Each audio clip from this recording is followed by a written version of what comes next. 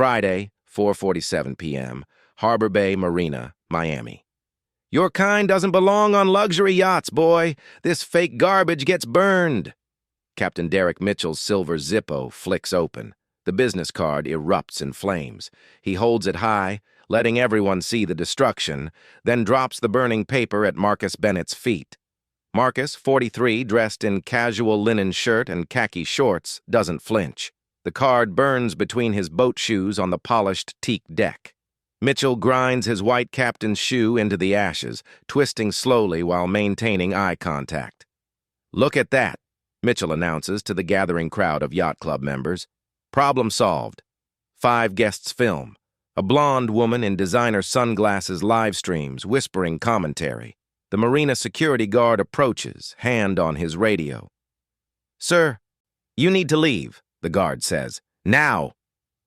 Marcus's expression remains stone calm. His hand moves toward his jacket pocket, pauses, then drops. The digital clock on the pier reads 4:48 p.m., 12 minutes until his ownership meeting. Have you ever been judged so completely that someone literally burned your worth in front of you? 4:48 p.m. The spectacle grows. "Everyone, look at this masterpiece," Mitchell announces, pointing at the smoldering ashes on the deck. "Did you see how I handled that fake card? Burned it right in front of him. Problem solved." Marcus stands motionless as burned fragments stick to his shoes. The acrid smell of charred cardstock fills the salt air. Thin wisps of smoke still rise from the blackened remains scattered across the pristine teak. "Derek, maybe we should," starts Jennifer Walsh, the assistant harbor master, eyeing the growing crowd nervously. "Quiet, Jennifer." Mitchell's eyes gleam with satisfaction. "Sir, what's your real name? And don't give me some fake identity to match that worthless card I just incinerated for everyone to witness." The live-streaming woman angles her phone toward the ashes, then back to Marcus's face. Her viewer count climbs steadily. 87, 243, 567, 891 people watching in real time. Comments flood the screen. "Oh my God, he burned it. Savage Captain. Hashtag yacht burn is trending." Mitchell kicks at the ash pile with his captain's shoe, scattering the remains further across the deck. "You walk onto my yacht wearing clothes from a beach shop with a fake business card claiming you're some executive. Thought you could fool us? Watch this again." He grinds his heel into the remaining fragments, pulverizing them into powder. The elderly white couple in their Ralph Lauren yacht wear applaud softly from their position near the stern. "Bravo, Derek," the woman calls out loud enough for everyone to hear. "That's exactly how you handle their kind. Burn first, ask questions later." Other guests begin clustering around, drawn by the spectacle and the smell of burned paper. A businessman in a Tommy Bahama shirt nods approvingly. "Should have done that from the moment he walked aboard," he mutters. Marcus's phone buzzes repeatedly in his pocket. Important calls he's ignoring. The sound draws Mitchell's attention. "Turn that off," Mitchell snaps. "Your accomplices can wait." The live stream viewer count hits 1,200. Comments explode across social media platforms. He literally torched it. Boss move of the century. Ashes to ashes, fraud to fraud. The video is being shared across Facebook, Twitter, and Instagram simultaneously. Mitchell basks in his viral moment, straightening his crisp white uniform and smoothing his hair. "This is exactly why we maintain strict security protocols at Harbor Bay. People like this individual think they can waltz onto million-dollar yachts with fake credentials and fool successful Americans." Jennifer Walsh shifts uncomfortably behind the guest registry desk, continually glancing between the ash pile and Marcus's eerily calm expression. The Ralph Lauren couple continues nodding approvingly, whispering to their companion about finally seeing some backbone in yacht management. A college-aged deckhand near the gangway mutters loudly, "Should have called security first, but burning it definitely sends the right message to his kind." 3 more guests join the growing circle, phones out, recording everything. The yacht's normal. Friday afternoon boarding has ground to a complete halt. Marcus's eyes drift momentarily to a leather portfolio protruding slightly from his jacket pocket. Miami to Monaco, departing tomorrow morning. The detail goes unnoticed by Mitchell, who's too busy performing for his audience. 4:50 p.m. Mitchell turns to address his growing audience. This, ladies and gentlemen, is what happens when we stay vigilant and protect our community. Burn the fraud, protect the innocent, and never let criminals think they can outsmart honest yacht club members. The crowd murmurs strong approval. Multiple phones continue recording both the ash pile and Marcus's remarkably composed reaction. Marcus allows the security guard to guide him toward the seating area, but something subtle shifts in his expression. He looks down at the burned, scattered remains of his card, then directly at Mitchell, almost like he's genuinely amused by something only he understands. He checks his expensive Patek Philippe watch, a detail that Mitchell and his audience still haven't noticed among all the excitement. Exactly 10 minutes until his ownership meeting. "Jennifer, get over here immediately," Mitchell commands, his voice echoing across the deck with theatrical authority. Assistant Harbor Master Jennifer Walsh approaches reluctantly, her designer heels clicking rhythmically against the polished teak where Marcus's burned card fragments still scatter like black confetti across the expensive wood.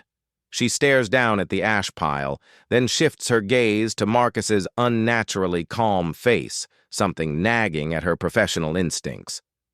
"Take detailed notes for your training file," Mitchell continues pompously, pointing dramatically at the charred remains. "This is absolutely textbook criminal behavior. Fake business card, probably stolen wallet, counterfeit credentials. I burned the primary evidence before he could destroy it himself or pass it to an accomplice." The live stream audience has exploded exponentially to over 2,000 viewers, with the numbers climbing by the second. Comments stream faster than human eyes can process. This is absolutely wild. "Captain is a complete legend. Black dude got totally owned. Someone call the Coast Guard. This is better than Netflix." The blonde woman filming adjusts her angle expertly to capture both Marcus's remarkably composed face and the dramatic ash pile simultaneously. A second security guard arrives at the scene, breathing heavily from his rushed response across the marina. "What's the exact situation here, Tom?" he asks his colleague. "Major fraud attempt in progress," the first guard responds authoritatively, nodding toward Marcus. "The captain successfully burned the counterfeit business card, suspects also carrying what appears to be falsified credentials." Mitchell's chest swells visibly with pride and self-satisfaction. "That's absolutely correct. See those ashes scattered across my deck? That was a business card claiming executive status at some investment firm. Can you even begin to believe the sheer audacity?" Two teenagers near the yacht's bar abandoned their virgin mojitos entirely to film the unfolding spectacle with their phones. One immediately uploads to Instagram stories with multiple fire emojis. Yacht captain literally burns scammer's card in real time. Savage captain, #yacht burn. Instant justice, #viral. Marcus sits calmly in the deck chair as instructed, but his posture remains strangely relaxed and confident rather than defeated. His expensive Patek Philippe catches the golden hour sunlight as he checks the time with practiced ease. 4:52 p.m. Exactly 8 minutes remaining. "You seem remarkably calm for someone who just got caught red-handed," Mitchell observes with predatory satisfaction, circling Marcus slowly, like a shark sensing blood in the water. "Most criminals panic completely when their elaborate scam falls apart spectacularly." "Do they really?" Marcus responds quietly, his deep voice maintaining an eerily calm tone as his eyes follow Mitchell's theatrical movement. But something in Marcus's slight smile makes Jennifer Walsh pause mid-keystroke on her tablet. Something doesn't add up. Jennifer studies Marcus more carefully now, away from Mitchell's performance. The casual clothes that Mitchell dismissed so quickly aren't from a beach shop. That linen shirt is Brunello Cucinelli. The khaki shorts are Tom Ford. The boat shoes are handmade Italian leather, probably Berluti. And that watch. Her heart starts racing as recognition dawns. "Derek," she whispers urgently, tugging at his uniform sleeve. "Something doesn't seem right about this entire situation." "Jennifer, not now." Mitchell waves her off dismissively, too intoxicated by his moment of viral fame and public adoration to listen to rational concerns. Marcus's phone buzzes one final time with obvious urgency. He looks carefully at the screen, then at Mitchell's smug face, then down at the scattered ashes of what was once his business card. For the first time since boarding the yacht, Marcus Bennett allows himself to smile genuinely. A woman in an expensive Hermes beach cover-up enters the yacht's main deck, an impeccably dressed executive carrying a leather attaché case. She pauses immediately, noticing the unusual crowd and the distinct smell of burned paper lingering in the air. "Excuse me, what exactly happened here?" she asks a nearby guest with genuine concern. "The captain caught a professional scammer completely red-handed," the businessman explains excitedly, clearly enjoying his role as narrator. "Burned his obviously fake business card right in front of everyone. The whole thing's going viral across social media platforms." The woman's eyes widen dramatically as she spots Marcus sitting calmly in the chair, completely surrounded by security personnel and an increasingly hostile crowd. She immediately reaches for her phone, but not to film, to call someone. 4:54 p.m. Marcus Bennett stands slowly, calmly, deliberately. He reaches into his linen jacket and pulls out a simple leather card holder. From it, he extracts not another business card, but a small metallic key card. He places it gently on the teak table directly beside the scattered ashes of his burned card. The security guard leans forward to read the engraving. His face goes completely white within seconds. "Marcus J. Bennett, principal owner, Azure Dream, 180-foot super yacht, master access, all systems." The live stream woman zooms in frantically with her phone camera, her hands visibly shaking with excitement. Comments explode across the screen as thousands of viewers simultaneously read the card. "Wait, what? Is this actually real? Owner plot twist incoming. This can't be happening." Mitchell laughs dismissively, still desperately performing for his audience despite growing unease. "Oh, please. Anyone can order fake key cards online for $20. What's next in your bag of tricks? A fake passport? Counterfeit maritime licenses?" Marcus reaches into his jacket pocket again, this time producing a sleek iPad Pro. With practiced ease and obvious familiarity, he opens the Harbor Bay Marina mobile application and navigates confidently to a section most guests never see or even know exists. The ownership portal. His fingers move across the touch screen with the practiced confidence of someone who uses this system daily. The login page appears in crisp corporate blue. Harbor Bay Marina. Yacht ownership portal. Authorized owners only. Restricted access. Marcus enters his credentials without hesitation, muscle memory guiding his movements. The screen refreshes smoothly, revealing his detailed profile in crisp, undeniable corporate formatting. Marcus Jonathan Bennett. Principal owner, Azure Dream, 180-foot Benetti. Purchase price, $47 million. Registration, Cayman Islands. Berth, Harbor Bay Marina, Slip A1, Premium. Owner since March 2019. Annual marina fees, $485,000. Next, scheduled. Owners meeting, Friday 5 p.m. Security clearance, level 10, full property access. The security guard's radio slips from his suddenly nerveless hand, clattering loudly against the teak deck directly next to the burned card fragments. The sound echoes through the now silent crowd like a gunshot. Jennifer Walsh gasps audibly, her perfectly manicured hand flying to cover her mouth in shock. "Oh my God, Derek. Do you see what that says? Do you understand what this means?"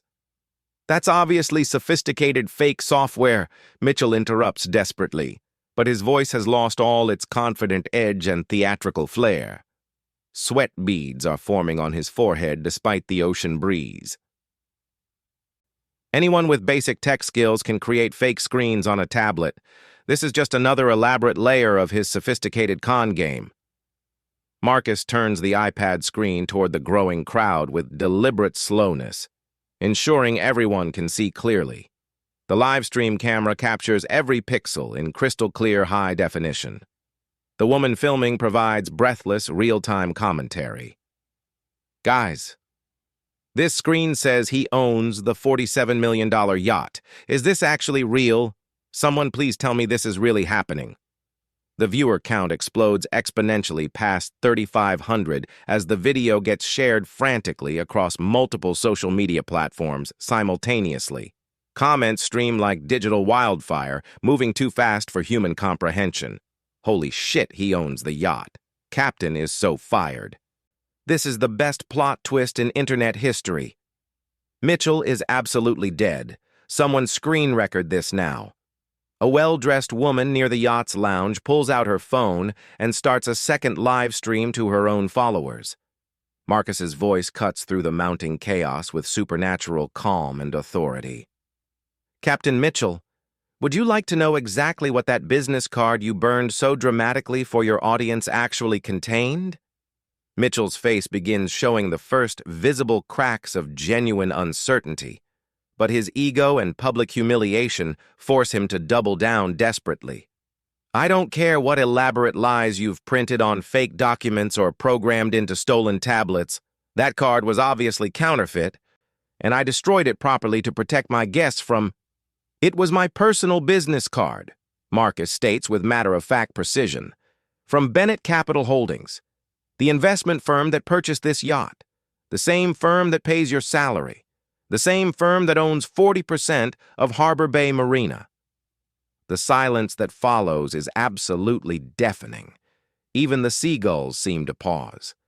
Marcus swipes expertly to another screen on his iPad, revealing detailed financial records with official marina letterhead and security watermarks. Azure Dream, ownership documentation. Bennett Capital Holdings, LLC. Principal, Marcus J. Bennett. Purchase date, March 15, 2019. Purchase price, $47 million. Current valuation, $52 million. Marina contract, Harbor Bay Premium, Slip A1. Annual fees paid through December 2025. He looks down thoughtfully at the burned fragments scattered across the expensive teak deck, then back at Mitchell with an expression of almost scholarly curiosity.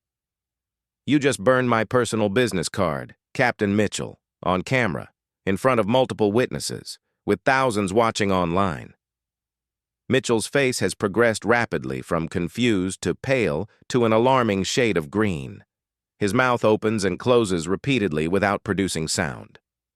That can't possibly be, Mitchell finally stammers, his theatrical confidence evaporating like smoke in the wind. Marcus opens yet another application on his iPad with practiced familiarity, the marina's internal personnel directory. He navigates through the system with the obvious ease of someone who's used these tools countless times before. Someone with unlimited access. Derek Mitchell, Marcus reads aloud from the detailed employee screen. Yacht Captain and Dock Master, Harbor Bay Marina. Employee ID, MB2847. Annual salary, $165,000. Hired, June 12, 2020. Performance rating, satisfactory. Direct supervisor, Harbor Master Robert Chen. Emergency contact, Patricia Mitchell, spouse. He looks up from the tablet directly into Mitchell's increasingly panicked eyes. You've been working at the marina I partially own for exactly 5 years and 4 months, Derek. The elderly Ralph Lauren couple, who had been so vocally supportive and encouraging just minutes before, begins backing away slowly toward the gangway. The businessman who enthusiastically praised Mitchell's actions stares in growing horror, his face reflecting the dawning realization of what he's witnessed. The two teenagers who had been filming excitedly now stand frozen, their phones still recording, but their expressions shifted from entertainment to shock. One whispers to her friend, "Did we just watch someone burn their boss's card?" The livestream audience has exploded past 5,000 viewers, with the number climbing every second. The comments section has become completely unreadable due to the speed of responses. Fire emojis, shocked face emojis, and endless variations of "oh my god" and "this is insane" fill the screen continuously. Jennifer Walsh finds her voice first, speaking in a rush. "Mr. Bennett, I am so incredibly deeply sorry about this entire situation. We had absolutely no idea who you were, and this should never have happened." "Of course you didn't know," Marcus responds with gentle understanding. "How could you possibly know? I dress casually when I visit my yacht. I don't announce my position or wave my credentials around. I arrive like any other guest because I genuinely believe every single person at this marina deserves respect, regardless of their appearance, clothing, or the size of their boat." He stands slowly, iPad still in hand, and surveys the crowd of guests who had been so eager to watch his public humiliation just minutes before. Many are now studying their shoes intently, or suddenly finding their phones extremely interesting. "But here's what troubles me most deeply," Marcus continues, his voice remaining unnaturally calm despite the enormous magnitude of what just happened. "This incident wasn't really about a business card or marina procedures or security protocols. This was fundamentally about assumptions, about immediate judgment, about who you thought deserved basic human respect and who didn't." Mitchell seems to physically shrink before everyone's eyes, his crisp white uniform suddenly looking several sizes too large for his diminishing frame. "Sir, if I had known who you were," Mitchell begins desperately. "That's exactly the problem," Marcus interrupts quietly but firmly. "If you had known who I was, what about who I am as a human being? What about treating every guest with dignity, regardless of who they might be or what they might own?" The burned card ashes seem to mock Mitchell from the deck floor. A business card destroyed that will haunt him forever. Marcus checks his expensive Patek Philippe one final time. 4:57 p.m. I'm now 3 minutes late for my ownership meeting, which was originally called specifically to discuss guest services and staff conduct at Harbor Bay Marina. He looks directly at Mitchell with an expression that manages to be simultaneously disappointed and decisively final. "I wonder what we'll be discussing now." Marcus opens a new application on his iPad with deliberate precision, the marina's corporate financial dashboard. The screen loads instantly, displaying real-time data that makes Mitchell's remaining color drain completely from his face like water from a broken dam. "Let me share some concrete numbers with you, Derek," Marcus says, his voice maintaining that unsettling calm that somehow makes his words more terrifying than shouting.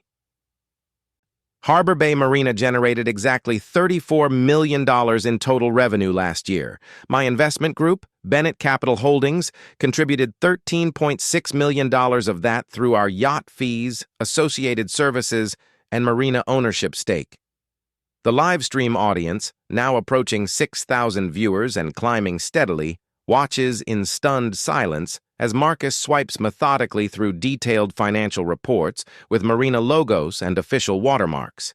Comments flood the screen faster than moderators can process.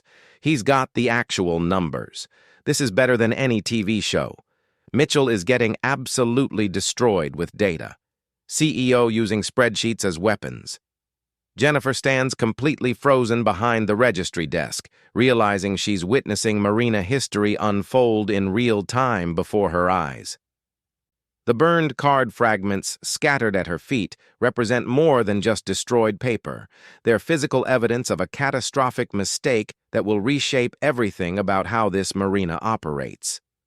Your personal annual salary, Derek, comes to exactly $165,000. Money that ultimately derives from the profits generated by my substantial investment in this marina and the fees I pay to keep my yacht here. Mitchell's mouth works soundlessly, opening and closing like a fish, desperately gasping for air. Marcus swipes expertly to another screen, revealing comprehensive marina governance documents with official legal letterhead. I want everyone here and watching online to understand the precise legal framework we're operating under. He reads directly from the iPad in a clear, authoritative voice. Section 3.4 of the Harbor Bay Employee Handbook explicitly states that discrimination by marina personnel violates both federal maritime law and marina policy. Any employee found guilty of discriminatory behavior toward guests based on race, gender, appearance, or perceived economic status faces immediate disciplinary action up to and including termination with cause and forfeiture of benefits. The elderly Ralph Lauren couple, who had enthusiastically applauded Mitchell's discriminatory actions just minutes earlier, begins edging nervously toward the gangway. Other guests follow their lead like a retreating army, suddenly remembering urgent appointments elsewhere or pressing business that requires their immediate attention. Clause 5.7 grants yacht owners, specifically me in this case, the authority to request immediate personnel review and suspension pending full investigation and disciplinary proceedings. Marcus's finger traces the specific text on his screen. Article 9 requires that all recorded incidents of discrimination become permanent, irremovable parts of employee records, reportable to maritime authorities and discoverable in background checks. Mitchell finally finds his voice, though it emerges as a pathetic croak. "Mr. Bennett, please. I had no idea who you were. I never meant—" "But here's the most legally significant part, Derek," Marcus interrupts with gentle but devastating precision. "The willful destruction of personal property, specifically burning someone's business card in front of witnesses, constitutes destruction of property and potential defamation. While a business card has minimal monetary value, the public humiliation and reputational damage could support a civil lawsuit. But more importantly, it demonstrates a pattern of discriminatory conduct. The live stream viewer count explodes past 7,500 as people share the video frantically across every available social platform.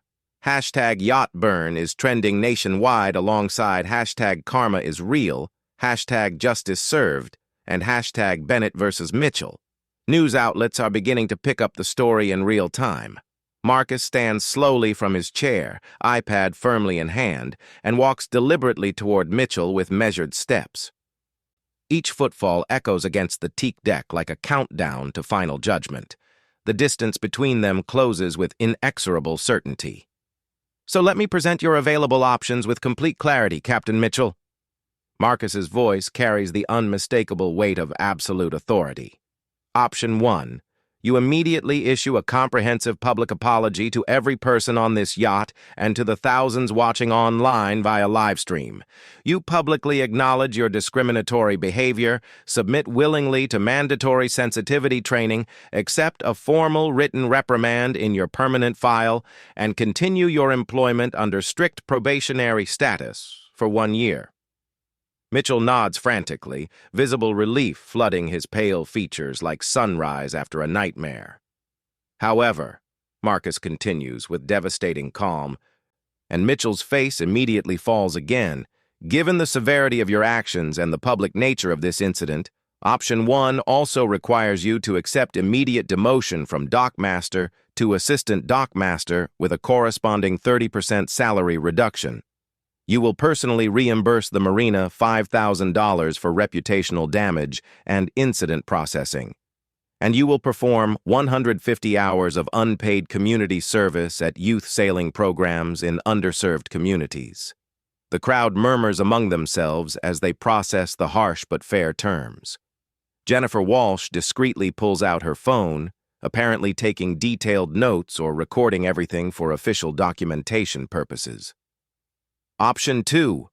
Marcus's voice hardens almost imperceptibly like steel wrapped in silk.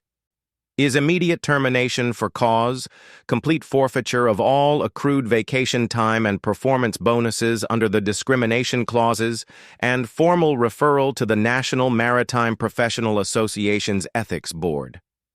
Given that your discriminatory actions were recorded by multiple witnesses and broadcast live to thousands of viewers, the evidence against you is overwhelming and irrefutable. Mitchell's knees visibly shake beneath his uniform trousers.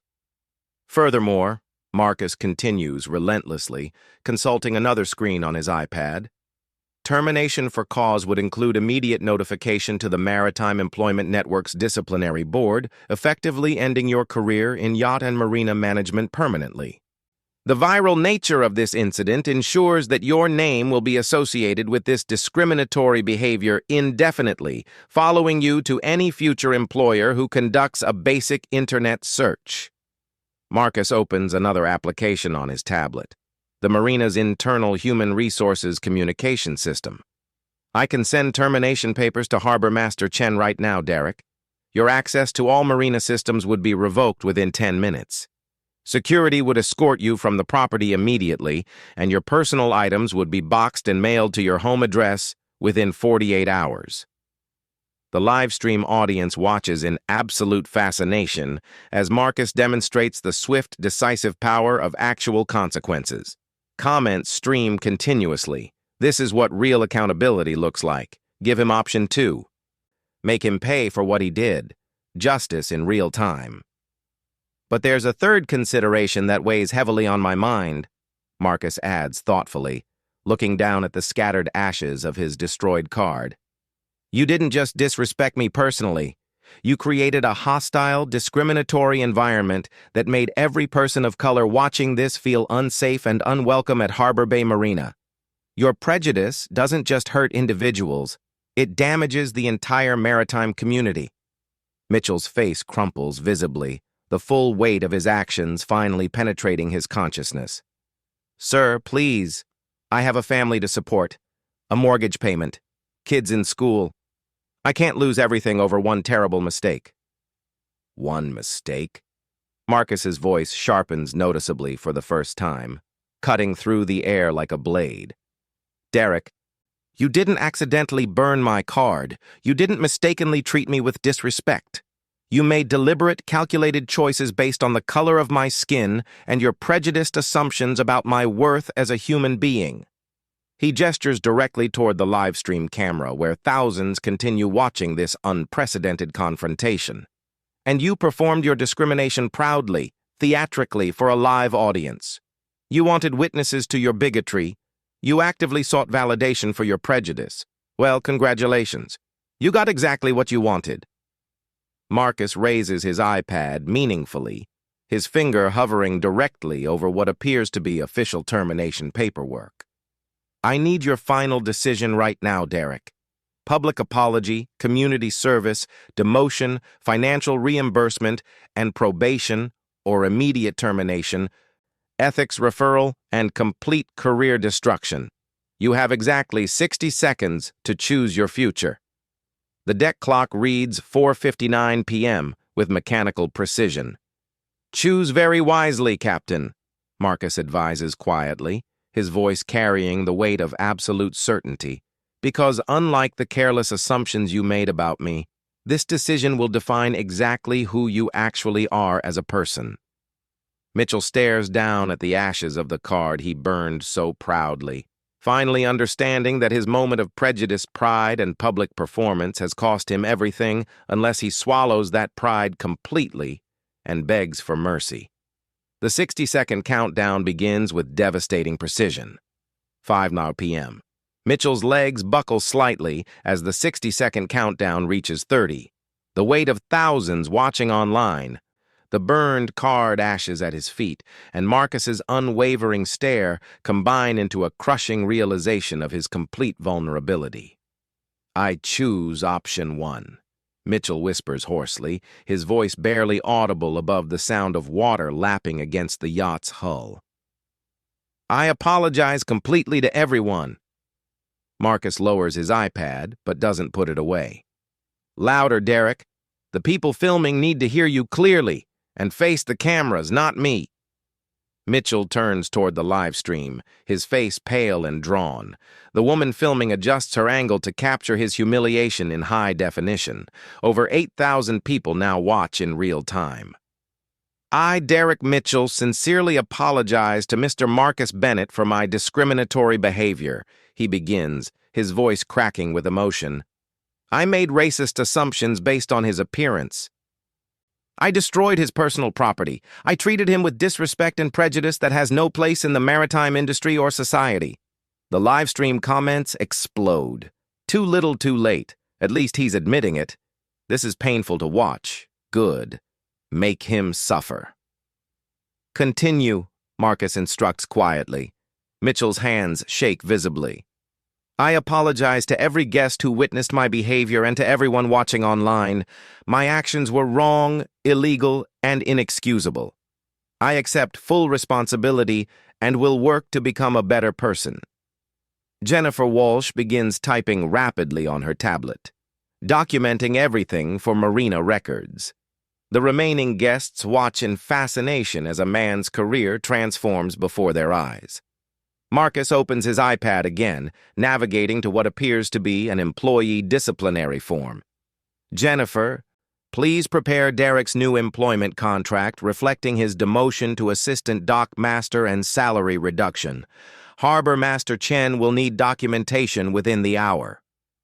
Yes, Mr. Bennett, Jennifer responds immediately, her professional demeanor now fully aligned with Marcus's authority. Marcus swipes to another screen showing the marina's policy manual. Effective immediately, Harbor Bay Marina will implement new guest service protocols. Jennifer, I want you to take detailed notes for corporate distribution. The live stream audience watches as Marcus begins reshaping the marina's operations in real time. Comments shift from mockery to genuine interest. He's actually making changes. This is how you fix systemic problems. Smart owner moves. First, the Dignity First protocol, Marcus announces, consulting his iPad. Every guest receives identical service regardless of appearance, clothing, or perceived economic status. All staff members must greet guests within 60 seconds and maintain professional courtesy throughout all interactions. Mitchell stands motionless, still processing his dramatic fall from dockmaster to assistant. Second, we're implementing a respect monitor system. All guest interactions at public areas will be recorded and analyzed quarterly by an independent maritime hospitality consulting firm. Any patterns of bias or discrimination will trigger immediate investigation and corrective action. Jennifer types furiously, capturing every detail. Should I schedule the technology installation, Mr. Bennett? Yes, and make it priority 1. I want cameras operational within 72 hours. Marcus swipes to another screen. Third, mandatory quarterly training for all marina staff, unconscious bias recognition, cultural sensitivity, and professional guest service standards. The elderly couple who had started to leave pauses near the gangway to listen. Their earlier enthusiasm for Mitchell's discrimination has transformed into uncomfortable silence. These workshops will include guest speakers from diverse maritime communities, Marcus continues. Staff performance reviews will now include specific metrics for equitable guest treatment. Raises and promotions will depend partially on these scores. Marcus walks slowly toward the scattered ashes of his burned card, his boat shoes crunching slightly on the fragments. Fourth, we're establishing anonymous guest feedback systems, physical kiosks at the marina entrance, plus a dedicated hotline with direct access to Harbor Master Chen and the ownership board. Mitchell watches helplessly as his former authority crumbles into systematic accountability. The live stream viewer count approaches 9,500 as news outlets begin picking up the story. Fifth, Marcus's voice carries increasing conviction. Monthly community advisory meetings, representatives from local maritime organizations and diverse boating communities will meet with marina management to discuss service quality and address concerns before they escalate. He kneels down and carefully gathers some of the burned card fragments into his hand. Jennifer, I want these ashes preserved as evidence for the incident report. Also, we'll be creating a memorial display in the marina office. A memorial, sir? Jennifer asks, confused. Marcus stands, ashes in his palm like dark confetti. A framed reminder titled, "The Cost of Assumptions." These ashes will serve as a permanent reminder that prejudice destroys more than just paper. It destroys trust, community, and human dignity. The live stream comments become increasingly supportive. Turn trash into treasure. Teaching moment for everyone. This guy is brilliant. Real leadership. Now about your community service, Derek, Marcus continues, consulting his tablet again. You'll be working at the Miami Youth Sailing Foundation every Saturday morning for the next year.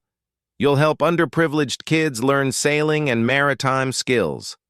Yes, sir, Mitchell responds meekly. Specifically, Marcus adds with quiet emphasis, you'll be working with kids who look exactly like me.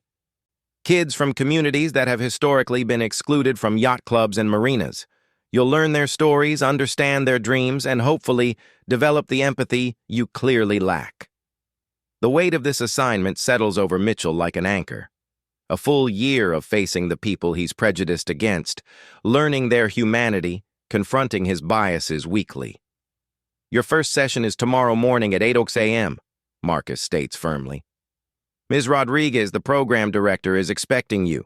She's a 52-year-old Cuban-American woman who's been fighting maritime discrimination for 30 years.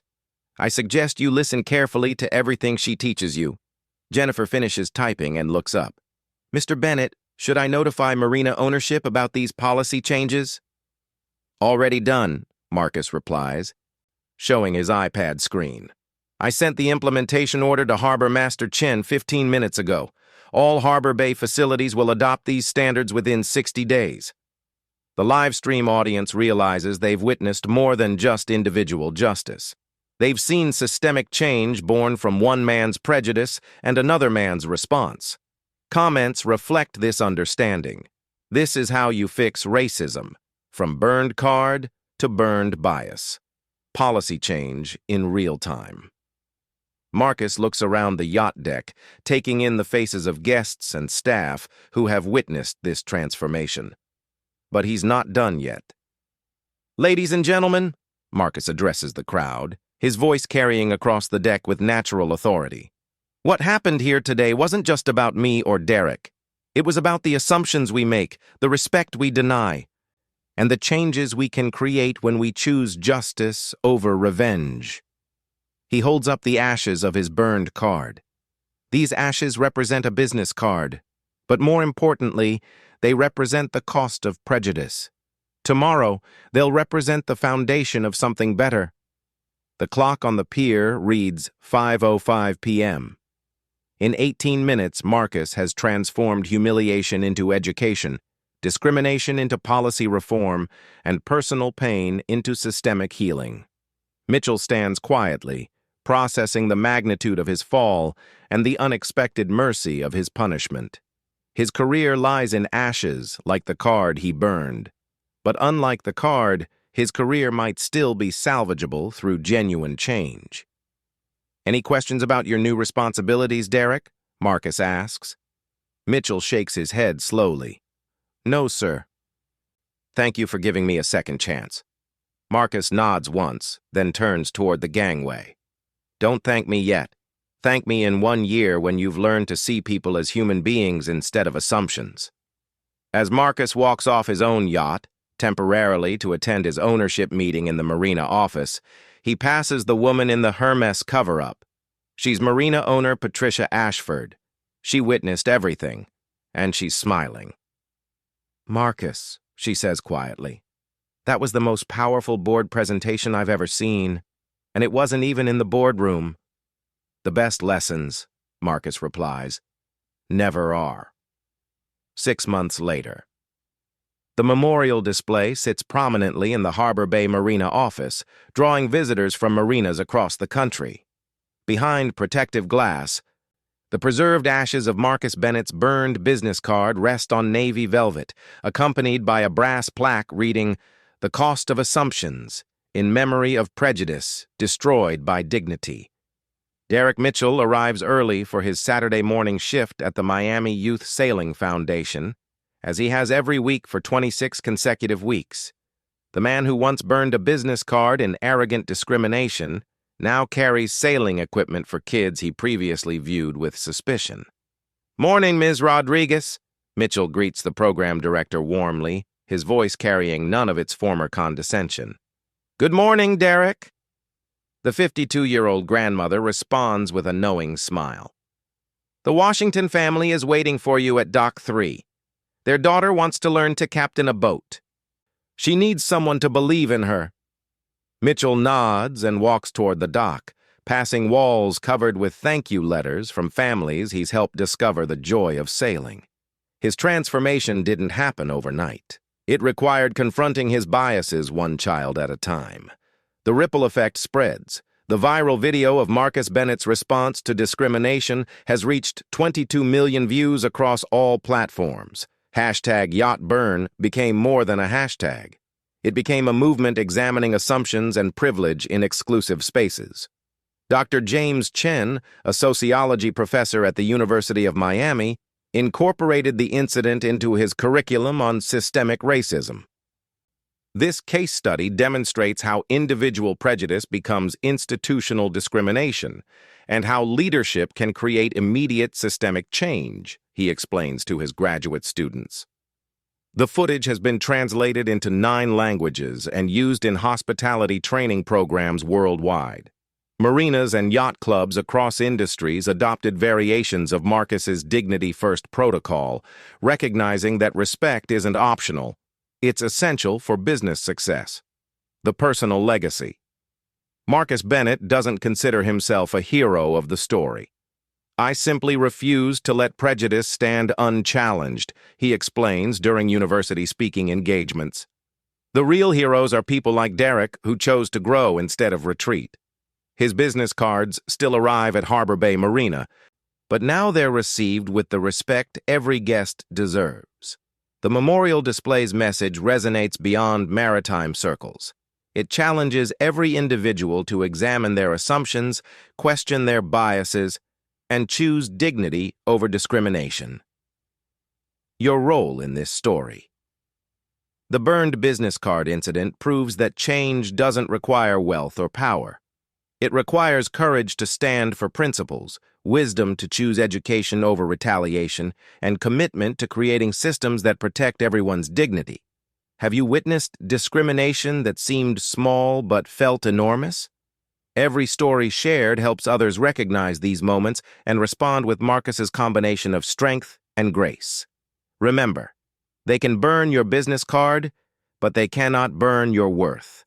And when you own the power to create change, you get to decide how justice looks. The ashes in that memorial display aren't just remnants of prejudice, they're fertilizer for growth. From destruction comes creation. From humiliation comes education. From individual pain comes systemic healing.